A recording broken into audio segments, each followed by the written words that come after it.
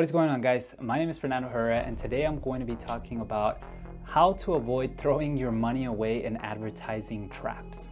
Now, according to Rakuten Marketing, $26 of every $100 you're paying right now in advertising is going to waste.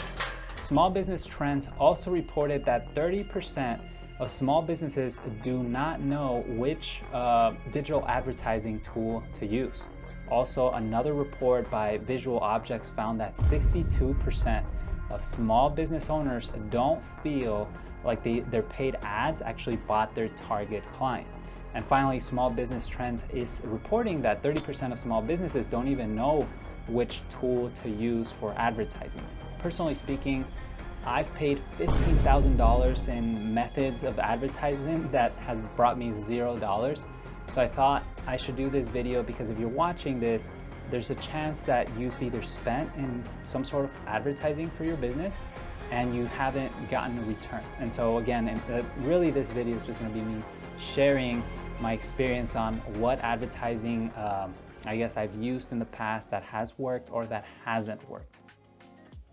Now, before we continue, guys, please help me by smashing that like button and subscribe. I do post every week here in this channel, and I post pretty much tips on business, specifically in the tire industry. So again, if you feel like this content could be helpful to you or a friend, again, please just a like and a smash that like button. It's just gonna help me, okay? So please smash that like button and subscribe.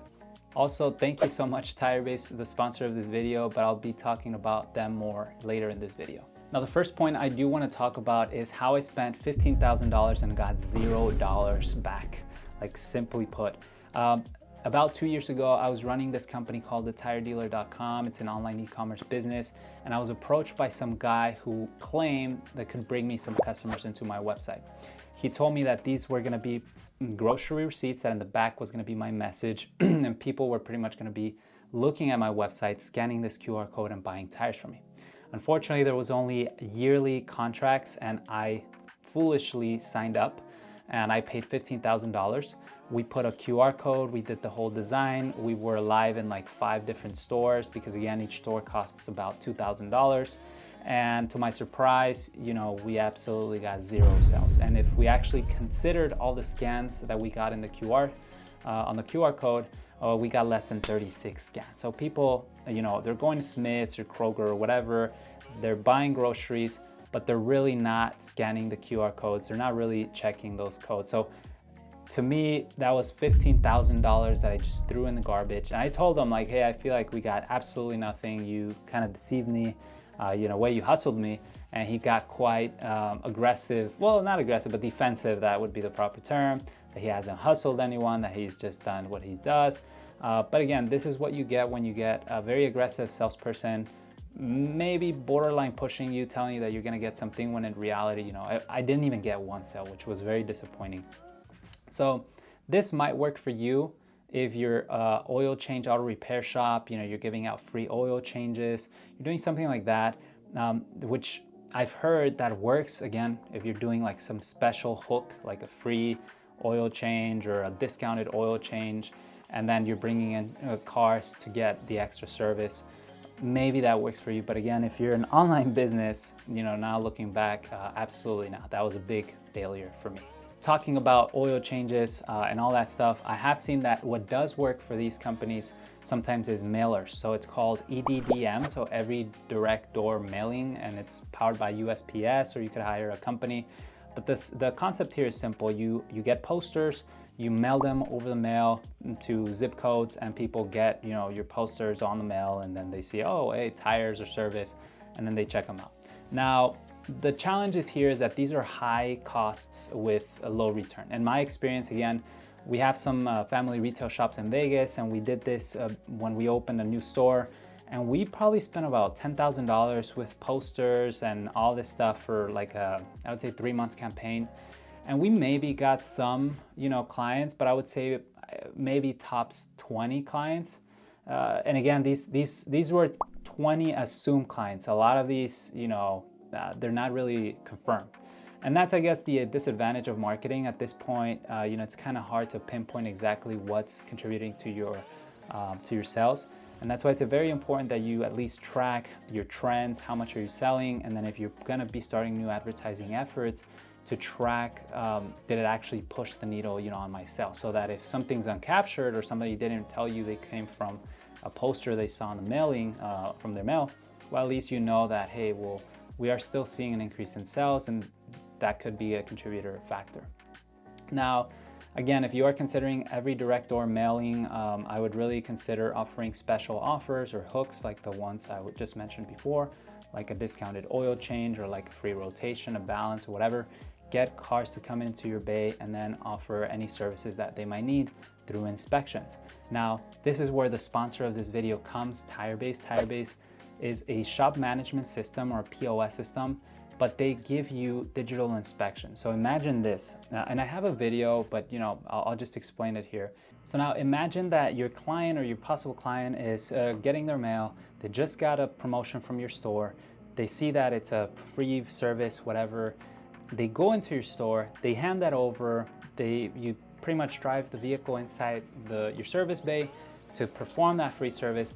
Well, with TireBase, the idea here is that you are gonna perform a digital inspection. So your technician's gonna say, hey, he came in for this oil change, but how are the brakes doing? How are control arms doing? How's alignments? How tires?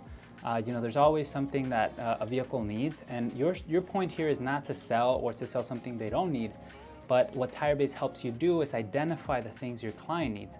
Your technician can then take a picture, write notes, and then automatically all that stuff, once the technician's done doing that inspection, it sends pretty much a message to your client saying, hey, you need some services. You pretty much, this is what's going on. Would you like to get the service done? And if they say yes, then pretty much, that's extra revenue for you. But it streamlines the entire process. And so again, I just wanted to shout out, again, that's TireBase. This is just one of the features they do. They can do inventory management, accounts receivables, payables, all that stuff. But if you're interested about checking TireBase out, there will be a link in the description below. You can check them out, or you can also go into tirebase.io/YouTube deal. And yeah, pretty much they'll be able to give you a pretty good deal on that. But well, the next thing I do want to talk about is billboards. Now, at least in Vegas, these billboards are very expensive and tough to purchase, because a lot of these attorneys are trying to get them. So they're high cost and with questionable return. Really, in my view, it's really inefficient to try to target a specific client from a billboard because they're driving. Although yes, they're driving, they have a car, they could be a possible client. It's not like someone who needs tires is gonna remember that number in that billboard at that time. So I don't think this could be highly efficient. I personally have never tried it myself, but again, just because of that, it just doesn't sound logical that an attorney, again, you get into a car accident, you look up, there's an attorney's number, then that makes sense. But again, I could be wrong. Comment below and tell me if you have any experience investing in billboards. The next thing I do want to talk about is newspapers and magazines. I have mixed results about this. So with newspapers and magazines, magazines for sure we have never tried. But when it comes to newspapers, we tried some like Las Vegas Review Journal. That wasn't really good. But then we tried this Hispanic newspaper called El Mercadito or something like that. And that, ironically enough, brought some people in. So, it was a good investment. Sometimes it's good, sometimes it is not. And the cost of these is not the best. So I would try to avoid, honestly, newspapers and magazines as well. When it comes to radio can be really good. So we actually used to run these events, which again, if you haven't seen that podcast where I interview my father, we used to have these big events where we would promote in TV and radio, and a lot of people would show up because of radio. And so choosing the right channel, the right person, or the right radio station, targeting that target client you want is key. But one time we spent also about $10,000 to $12,000 in this radio company. That was a highway radio from people coming from California to Vegas. Very little return. Really, again, looking back, it's like, who in the world's gonna be driving from California to Las Vegas looking for tires? Just makes no sense. So from the get-go, we should have stopped that, but you live and you learn. So wrong stations don't get into, right stations get into. Same goes for TV. So again, in my experience, we tend to target, again, in the brick and mortar shops in Vegas, we tend to target more the Hispanic, Latino demographic. We do very well, we know how to track them very well, but we struggle with the American audience. So Even though we would put ads on you know, ABC News and Fox and all that stuff, we just never saw that return compared to, you know, putting the same amount of money in Latino, Hispanic TV stations.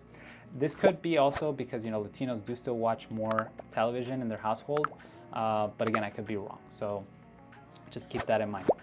Google. Now, Google pay-per-click, really, this is, it could be effective both for e-commerce and brick and mortar shops, but be very careful because Google's always changing their algorithm. So for example, with my e-commerce business, we were spending about maybe I would say like $5,000 to $6,000 per month.